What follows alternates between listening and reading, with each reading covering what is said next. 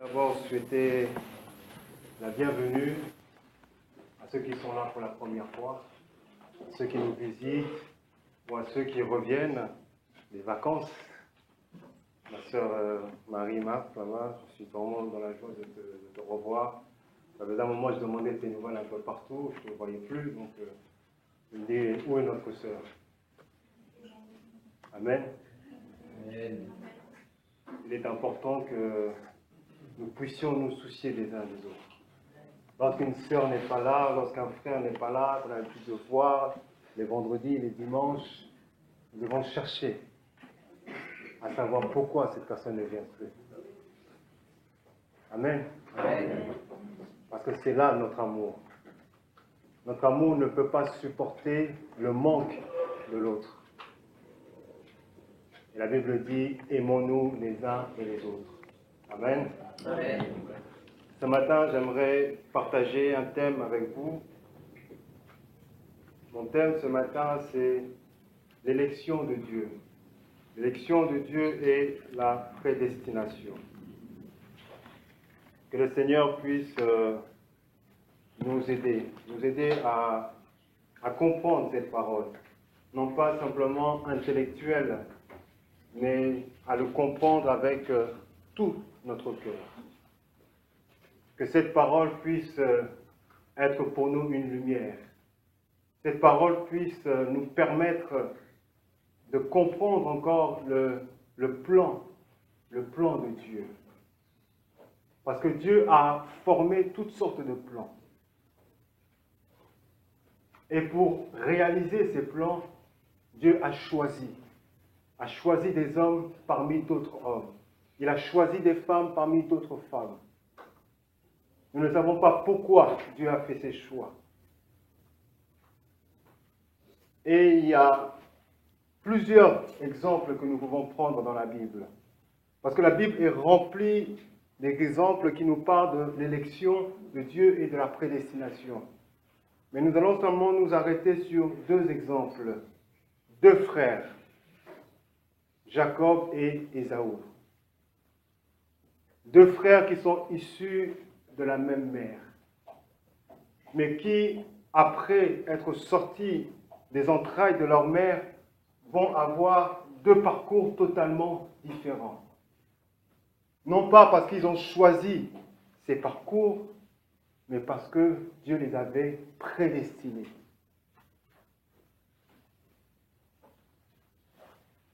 Dieu les avait prédestinés pour réaliser son plan à lui, qu'il a tenu caché depuis l'éternité. Nous allons lire un premier passage dans le livre de Genèse. Genèse au chapitre 25.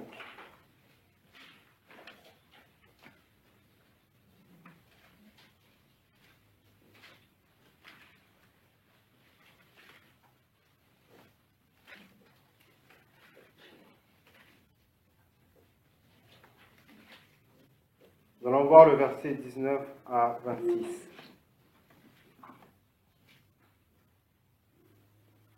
Voici la postérité d'Isaac, fils d'Abraham. Abraham engendra Isaac. Isaac était âgé de 40 ans quand il prit pour femme Rebecca, fille de Bethuel, l'araméen, de Panda-Aram, et sœur de Laban, l'araméen. Isaac implora l'Éternel pour sa femme, car elle était stérile, et l'Éternel l'exauça. Rebecca, sa femme, devint enceinte. Les enfants se heurtaient dans son sein. Et elle dit, « Si il en est ainsi, pourquoi suis-je enceinte ?» Elle alla consulter l'Éternel, et l'Éternel lui dit, « Deux nations. » Ce chiffre 2 est très important, retenons-le s'il vous plaît. « Deux nations sont dans ton ventre, deux peuples se sépareront au sortir de tes entrailles. Un de ces peuples sera plus fort que l'autre, et le plus grand sera assujetti au plus petit. Les jours où elle devait accoucher s'accomplirent, et voici, il y avait deux jumeaux dans son ventre. Le premier sortit entièrement roux, comme un manteau de poil, et on lui donna le nom de Ésaü. Ensuite sortit son frère. Dans la main tenait le talent d'Ésaü, en lui donnant le nom de Jacob. Isaac était âgé de 60 ans lorsqu'il naquit. Nous allons lire le deuxième texte dans Romains, Romains chapitre 9.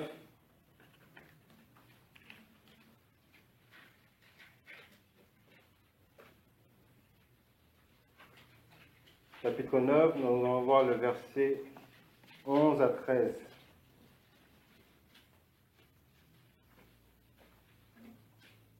Car les enfants n'étaient pas encore nés. Ils n'avaient fait ni bien ni mal, afin que le dessein d'élection de Dieu subsiste, existe, sans dépendre des œuvres, et par la seule volonté de celui qui appelle, donc Dieu.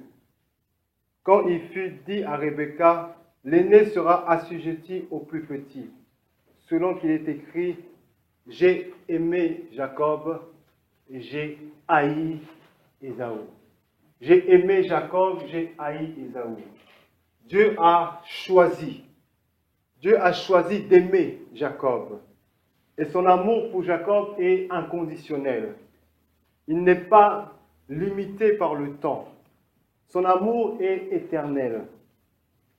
Il n'est ni influencé par le comportement de Jacob. Voici ce que le prophète Ésaïe dit en parlant de cet amour. Dans le chapitre 54, 10, il dit ceci, « Quand les montagnes s'éloigneraient, quand les collines chancelleraient, mon amour ne s'éloignera point de toi, et mon alliance de paix ne chancellera point de toi, dit l'Éternel qui a compassion de toi. » Dieu n'a pas simplement dit ces paroles à travers le prophète Ésaïe, mais Dieu a encore prouvé qu'il aimait réellement Jacob, qu'il aimait réellement Israël. Et comment est-ce que Dieu a prouvé cet amour envers Jacob? Tout simplement que Dieu s'est révélé à Jacob. Il a fait connaître son nom à Israël. Il a donné des promesses à Jacob. Il a montré sa gloire. Il a donné des alliances. Il a donné la loi. Il a donné le culte à Jacob. Et il y a encore cette preuve qui est irréfutable de l'amour de Dieu envers Jacob. Si aujourd'hui Israël existe, c'est à cause de l'amour de Dieu. C'est uniquement à cause de l'amour de Dieu que Israël est encore un peuple vivant, une nation vivante. Voici ce que dit le prophète Ésaïe dans chapitre 1, 9, je le lis. « Si l'Éternel des armées ne nous avait considéré un faible reste, nous serions comme Sodome, nous ressemblerions à Gomorrhe. Si l'Éternel des armées nous avait conservé un faible reste, nous serions comme Sodome. Nous serions détruits comme Sodome. » Pourquoi le prophète dit si? Parce que Israël pouvait être détruit. Israël aurait pu disparaître de la terre. Pourquoi est-ce que Sodome et Gomorrhe est un peuple aujourd'hui disparu? À cause de l'abomination, à cause du péché, à cause de ce que nous avons entendu ce matin par le frère, de ces mariages, de ces perversions, de l'homosexualité. Toutes ces choses se faisaient dans Sodome et Gomorrhe. Et nous savons que la colère de Dieu était descendue sur cette nation, sur ce peuple. Et tout ce peuple a été détruit, a été anéanti. Et le prophète dit que nous aurions pu, nous aussi, être détruits comme Sodome. Parce que Israël aussi a abandonné son Dieu plusieurs fois. Israël aussi a commis des abominations. Et si nous regardons l'Ancien Testament, nous verrons que plusieurs fois Dieu a livré son peuple à des nations étrangères. qui ont envahi sa terre, qui ont détruit sa terre, qui ont pillé ses trésors. Et plusieurs fois, le peuple a été déporté. Le peuple est parti en exil. Le peuple a perdu sa terre. Mais Dieu est toujours intervenu en faveur d'Israël, afin qu'il récupère sa terre. Dieu est toujours intervenu, non pas parce que Israël était bon envers Dieu, mais parce que Dieu aimait Jacob. C'est uniquement à cause de l'amour de Dieu envers Jacob. Parce que Dieu l'avait choisi. Parce que Dieu l'avait prédestiné. Et il y a ce deuxième choix que Dieu a choisi de faire. Dieu a choisi Ésaü. Dieu a choisi de rejeter Ésaü. Non pas de le rejeter pour un instant, pour un moment, mais il a choisi de le rejeter pour toujours. Et nous allons voir ce que dit le prophète Malachie à ce sujet. Malachie au chapitre 1.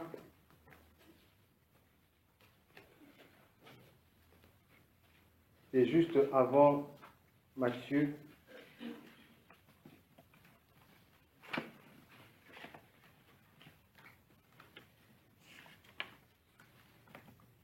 Malachie au chapitre 1, nous allons voir le verset 1 à 5.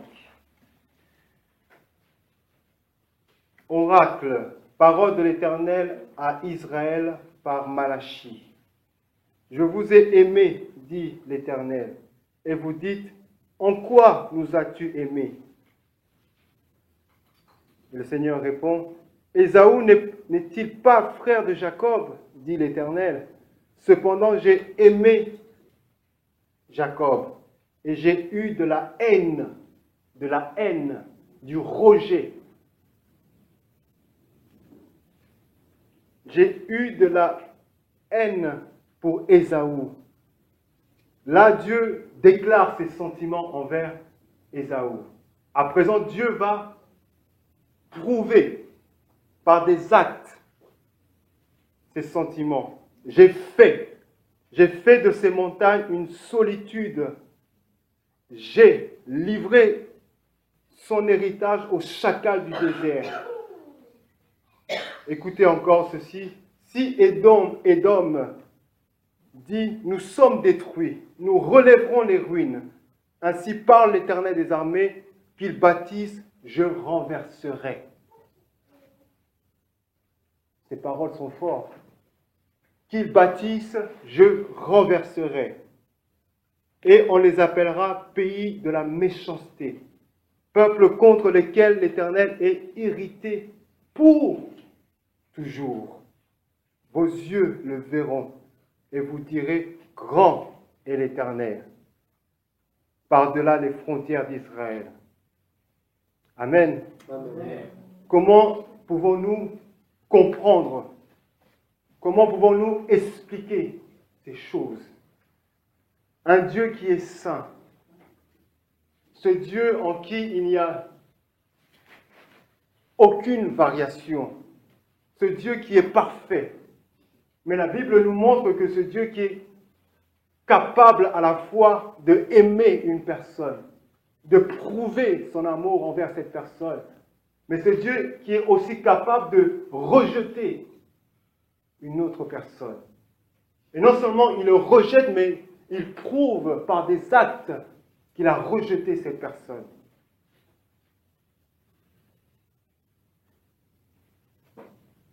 Si nous revenons dans Romains chapitre 9, verset 14, voici ce que l'apôtre dit. L'apôtre dit ceci, que dirons-nous en parlant de ces choses? Y a-t-il en Dieu de l'injustice? Est-ce que Dieu est injuste d'aimer une personne et de rejeter une autre personne? Voilà sa réponse. Loin de là. Sûrement pas. Car il dit à Moïse, je ferai miséricorde à qui je fais miséricorde, j'aurai compassion de qui j'ai compassion. Ainsi, donc, cela ne dépend ni de celui qui veut, ni de celui qui court, mais de Dieu qui fait miséricorde. Et dans l'Ancien Testament encore, il y a plusieurs prophètes qui ont prophétisé contre le peuple de Ésaü, Édom, qui ont prophétisé contre sa méchanceté, contre ses fautes, qui ont prophétisé sa destruction. Il y a le prophète Ézéchiel et il y a aussi le prophète Abdias. Nous allons voir quelques paroles du prophète Abdias concernant la destruction de Édom. Le prophète Abdias est après le prophète Amos.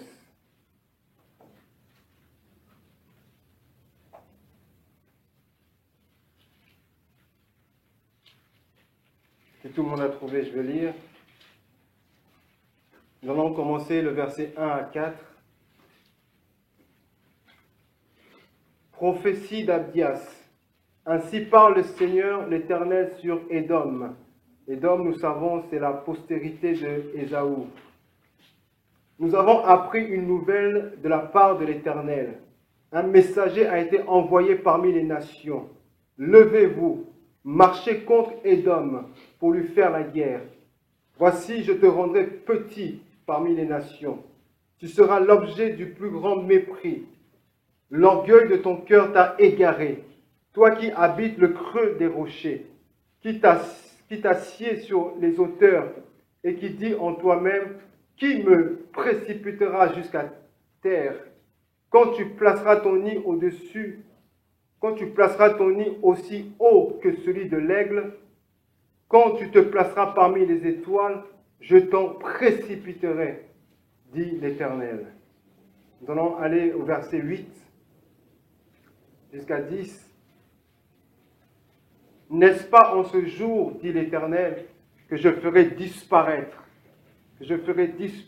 d'Édom les sages, et de la montagne d'Ésaü l'intelligence.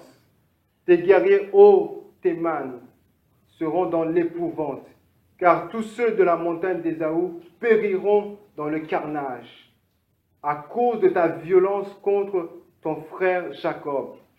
Tu seras couvert de honte, et tu seras exterminé pour toujours. Nous allons finir par le verset 17 à 18. Mais le salut sera sur la montagne de Sion.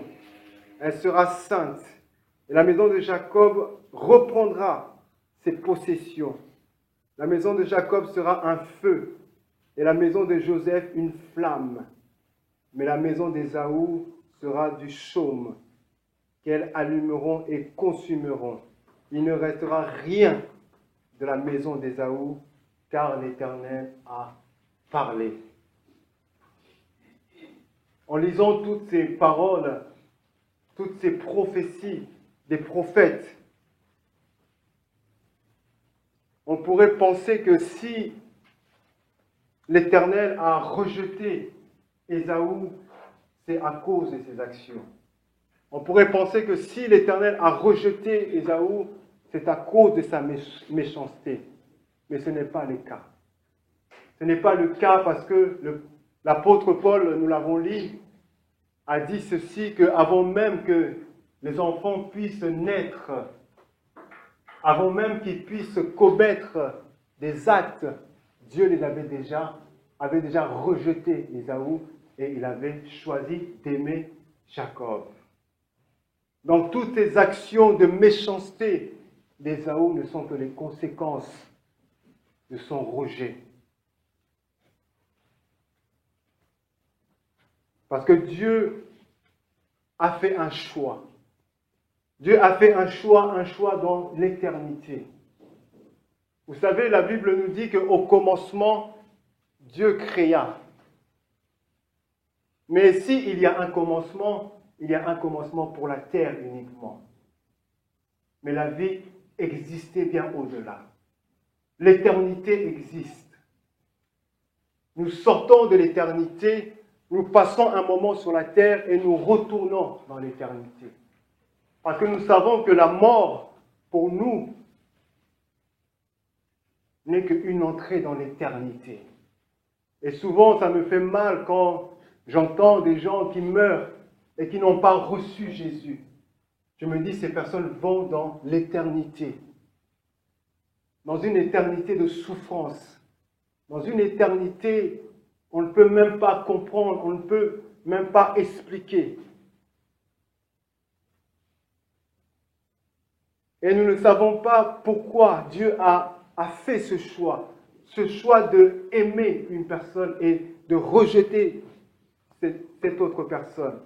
Quels sont les critères de Dieu? Sur quelle base Dieu a-t-il choisi Jacob? Sur quelle base Dieu a-t-il choisi Ésaü? Sur la base de sa volonté. Sur la base uniquement de sa propre volonté. Il a élu Jacob et il a prédestiné à devenir un peuple par adoption, un peuple qui est mis à part, un peuple qui est saint, comme lui. Rappelez-vous quand Moïse parlait au peuple, il leur disait, vous serez un peuple saint. Sur la terre, il n'y avait pas de peuple saint, mais Dieu a pris un peuple pour faire un peuple saint. Un peuple qui puisse le représenter. Un peuple qui puisse être un peuple qui marche selon sa volonté. Un peuple qui marche selon ses commandements. Mais il a aussi élu Ésaü. Il a prédestiné à devenir un peuple contre qui il révèle sa colère. Un peuple contre qui il rejette. Ces deux frères sont issus de la même mère. Ils sont issus du même père. Et ces deux frères se sépareront pour former deux royaumes qui s'opposent. Jacob et Ésaü sont tous les deux issus de la même racine. Rebecca, naturellement, spirituellement, ils sont issus de Dieu. Jacob et Ésaü ont été créés par le même Dieu. Mais ils ont été créés pour des buts différents. Et pour mieux comprendre cette pensée, ce plan que Dieu a fait, nous allons voir ce que l'apôtre Paul prend comme un exemple, toujours dans le chapitre 9. Nous allons voir le verset 19. Romains 9, Romains 9, 19.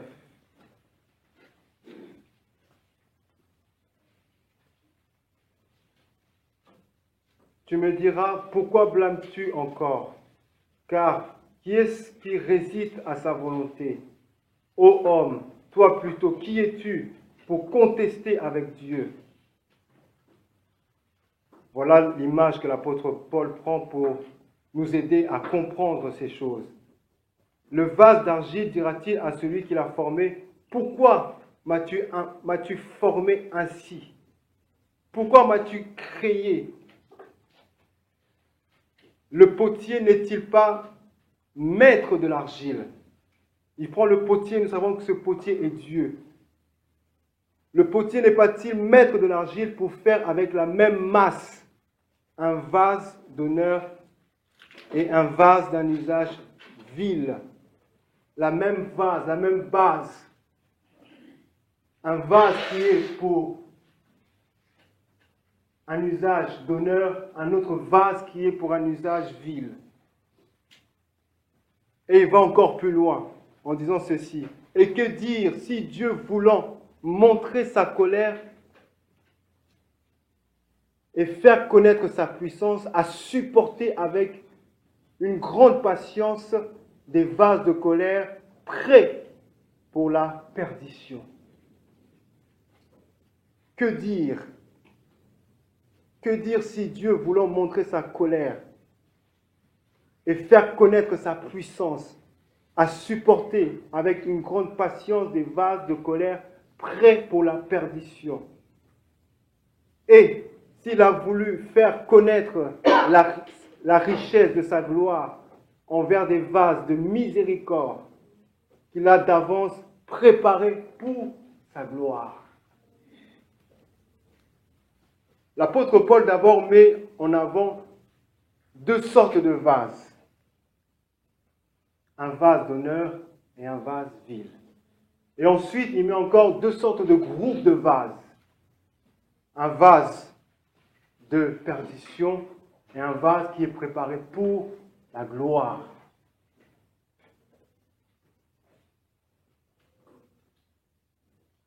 Et le prophète Ésaïe dit ceci, nous l'avons lu vendredi. Dans le chapitre 45, 7, il dit ceci de la part de l'Éternel, « Je forme la lumière et je crée les ténèbres. Je donne la prospérité et je crée l'adversité. Moi, l'Éternel, je fais toutes ces choses. » Et si j'ai pris la version Semeur pour comparer un peu le texte, voici ce qu'il est dit. J'ai formé la lumière et j'ai créé les ténèbres. Je donne le bonheur et j'ai créé le malheur. Oui, c'est moi, l'Éternel, qui fait toutes ces choses. J'ai formé la lumière et j'ai créé les ténèbres. Dans le livre de Genèse, on nous dit, au commencement, Dieu créa la lumière. La terre était informe et vide et les ténèbres étaient sur la surface. Quelqu'un peut me dire? La nuit, la surface. Voilà. Ces ténèbres ne sont pas venues d'eux-mêmes. Ces ténèbres n'ont pas existé par elles-mêmes. Ces ténèbres ont été créées par Dieu. C'est difficile à comprendre, c'est difficile à croire. Comment Dieu peut-il créer la lumière et créer aussi le ténèbre? Rien n'existe par soi-même. Tout ce qui existe, existe parce que ça a été créé par Dieu. Nous savons que le diable n'est pas créateur. Le diable est une créature. Et le seul créateur est notre Dieu. Amen. Amen. À présent, toutes ces paroles, ces exemples ont pour un but. Ces deux exemples de Ésaü, de Jacob, de ce choix que Dieu a fait, de tout ce que l'apôtre Paul a dit, de tout ce qui est écrit dans l'Ancien Testament, ont pour un but. Ce but, c'est de nous révéler le plan de Dieu pour nous. Le plan merveilleux de Dieu pour chacun de nous. Dieu nous a choisis. Dieu nous a choisis. Il nous a élus. Et il nous a prédestinés à devenir ses enfants.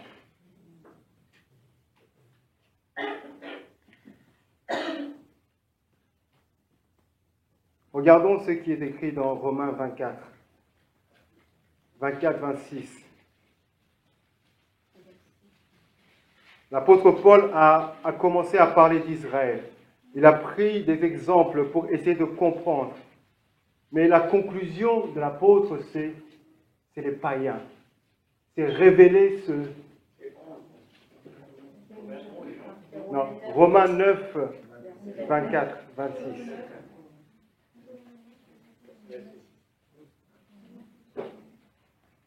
Voici ce qu'il dit. Ainsi, il nous a appelés non seulement d'entre les Juifs, mais encore d'entre les païens. C'est nous les païens. Il nous a appelés.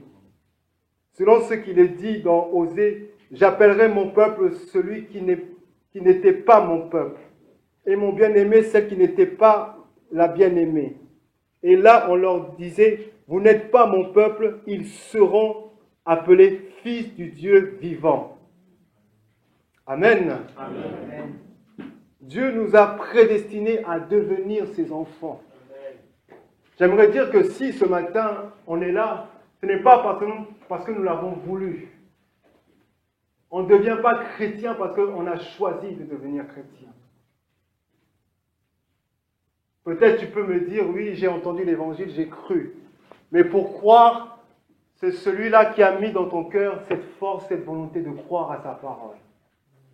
Pourquoi? Parce qu'il t'avait élu. Il nous avait élus dans son éternité. Il nous avait prédestinés dans son éternité. Même si nous étions dans le ténèbre, nous étions des païens, nous étions dans toutes sortes de choses mauvaises, mais Dieu a fait de sorte que son plan puisse être réalisé. Et comment est-ce que Dieu a réalisé ce plan? À travers Jésus. Dieu a choisi Jésus. Et à travers Jésus, il a voulu former un peuple. Un peuple qui soit saint.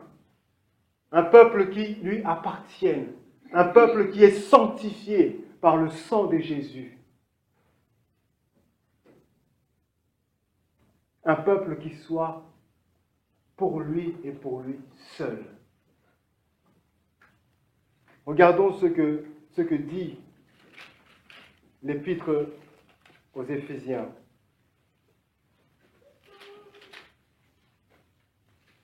Verset 4. Éphésiens chapitre 1, versets 4 à 6.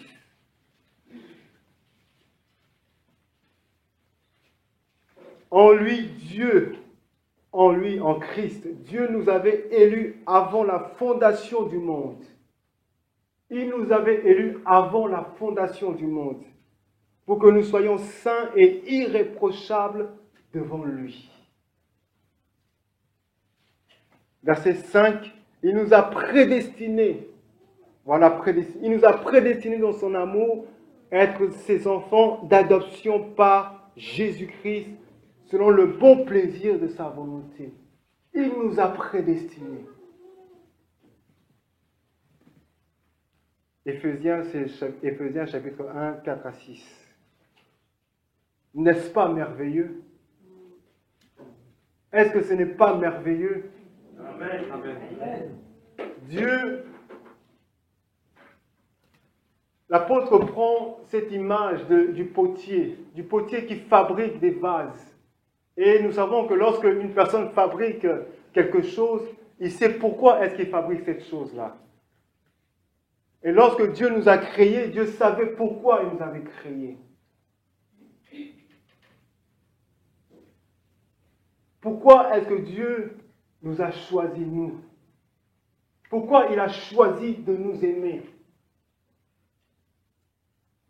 Qu'avons-nous fait? Qu'avons-nous donné à ce Dieu? Nous avons vu qu'il a choisi d'aimer Jacob et il a montré son amour. Et nous voyons aussi qu'il nous a choisis et il a montré qu'il nous aimait. Il s'est révélé à chacun de nous. Il nous a fait connaître son nom. Il nous a pardonné de nos péchés. Il est mort sur la croix pour nous. Quelle est encore cette preuve que nous pouvons demander à Dieu de son amour? Est-ce que nous pouvons encore nous dire, est-ce que Dieu m'aime réellement? Même si je souffre aujourd'hui, même si ma vie est difficile, même si j'ai des problèmes, des choses ne marchent pas comme je veux qu'elles marchent, mais cela ne change en rien. Cela ne change en rien que Dieu m'a élu, que Dieu m'a choisi, que Dieu m'a prédestiné, ça ne change en rien. Peu importe ma souffrance, le plan de Dieu est là pour moi. Amen. Amen. Et nous allons voir ce que Dieu dit ce que l'apôtre Paul dit à Timothée.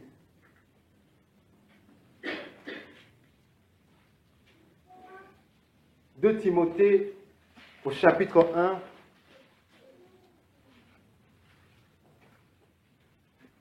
Chapitre 1, verset 9. Écoutons ce que l'apôtre dit à son fils Timothée.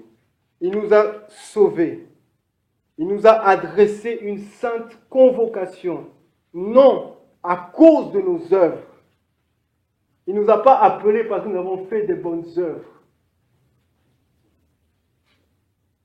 mais selon son propre dessein, selon la grâce qui nous a été donnée en Jésus-Christ. C'est ce qu'il dit, avant les temps éternels, dans l'éternité,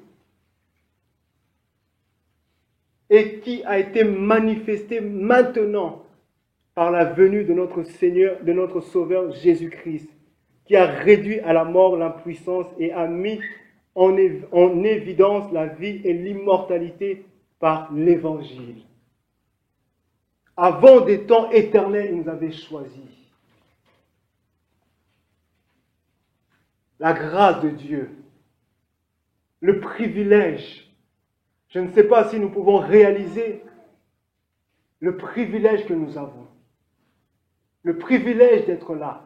Le privilège d'être un enfant de Dieu, être un chrétien. Ce n'est pas donné à tout le monde. Ce n'est pas donné à tout le monde.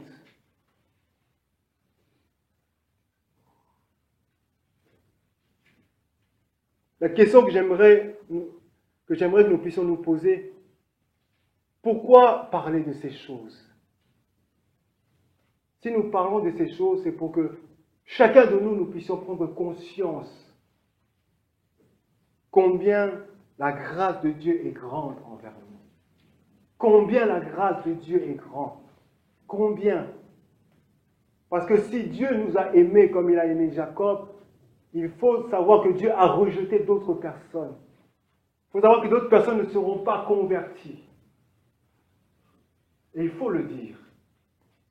Même lorsque on entend des gens qui prêchent l'évangile devant des foules, dans les rues, tout le monde n'est pas converti. Tout le monde n'accepte pas Christ. Peut-être que d'autres vont l'accepter aujourd'hui, demain ou après-demain ou dans un an, mais d'autres vont dire non. Aujourd'hui, demain ou après-demain. Tout le monde ne sera pas sauvé. C'est une réalité.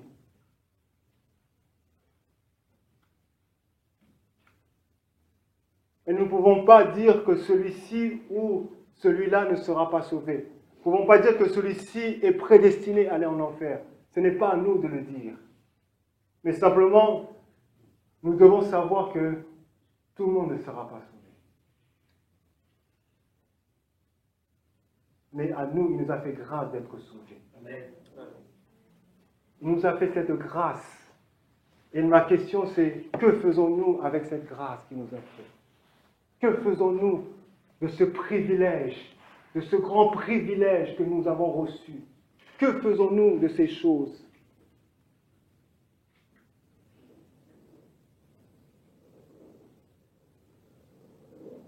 J'aimerais dire que nous pouvons mépriser la grâce de Dieu.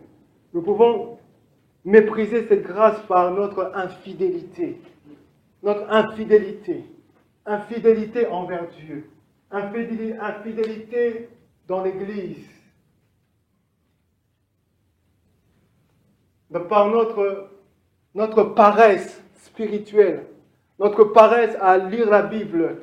Notre paresse à passer du temps dans la présence de ce Dieu. Parce que combien ce Dieu est grand, combien ce Dieu est merveilleux, combien ce Dieu est amour. Mais lorsque nous méprisons cela, lorsque nous ne laissons pas à Dieu ce temps de passer des moments avec lui, nous ne reconnaissons pas cette grâce. Nous pouvons mépriser cette grâce par notre non-engagement dans le corps de Christ. Vous savez, le corps de Christ souffre parce que beaucoup de membres sont passifs. Beaucoup de membres ne travaillent pas. Mais chacun de nous est appelé à travailler dans le corps de Christ. Chacun de nous est appelé à porter quelque chose. Rappelez-vous ce que le pasteur a dit dimanche dernier. Nous avons tous reçu quelque chose. Il y a ceux qui ont pris cette chose, sont partis travailler. Et il y a ceux qui sont partis enterrer cette chose qu'ils ont prise dans la terre. Nous avons tous quelque chose à donner. Aujourd'hui, l'Église s'agrandit. Mais l'Église a besoin des serviteurs. L'Église a besoin des servantes. Combien il est important, il y a eu cet appel qui a été fait par le frère concernant ceux qui veulent évangéliser, ceux qui veulent intercéder, ceux qui veulent s'engager dans l'œuvre de Dieu. Que faisons-nous de cet appel?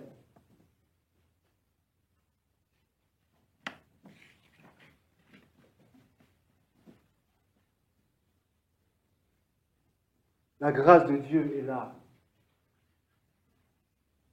Mais n'oublions pas que Israël aussi avait la grâce de Dieu. Israël aussi avait la grâce de Dieu. Israël aussi, lorsqu'il était sorti d'Égypte, était appelé à entrer dans la terre promise. Mais le même peuple qui était entré dans la terre promise, qui était sorti de l'Égypte, mais tous ne sont pas entrés dans la terre promise. D'autres sont restés dans le désert. D'autres sont morts dans le désert. Parce qu'ils n'ont pas compris. Et ce matin, j'aimerais que nous puissions comprendre que non seulement nous sommes élus, que nous sommes prédestinés, mais que nous devons saisir la grâce de Dieu. Nous devons saisir la grâce de Dieu, que la grâce de Dieu soit comme un moteur pour nous avancer, pour aller encore plus loin avec Dieu. Un moteur pour travailler avec Dieu, pour approfondir notre relation avec lui, pour nous engager encore. J'étais réellement content quand j'ai entendu mon frère Paul parler, parce que j'ai vu que la grâce de Dieu est en train de travailler dans sa vie. Les choses commencent à changer et les prières que nous faisons avec les frères, les sœurs, nous voyons les fruits de ces prières. La grâce de Dieu ne doit pas être un lit douillet pour nous, pour dormir, pour être paresseux, pour avoir toujours des excuses. Non, je ne peux pas ceci, je ne peux pas faire cela. La grâce de Dieu doit être pour nous cette force de nous sacrifier notre temps à Dieu. Soutenir les frères, soutenir les sœurs, aider ceux qui ont besoin d'être aidés et apporter l'évangile à ceux qui en ont besoin. Amen. Amen. Est-ce que nous pouvons nous lever, remercier?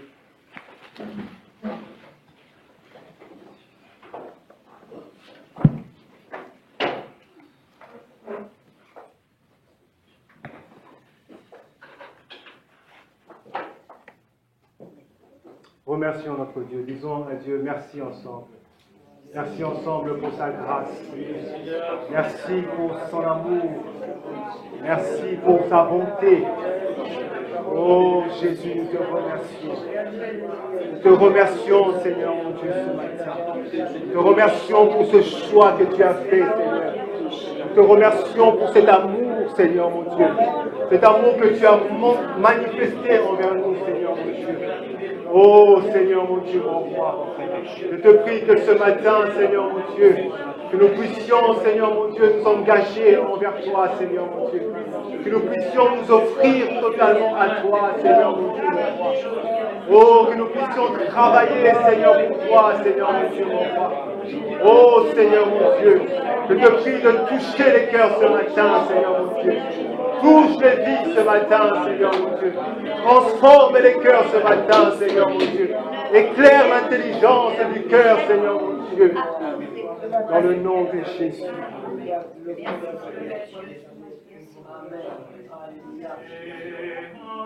Amen.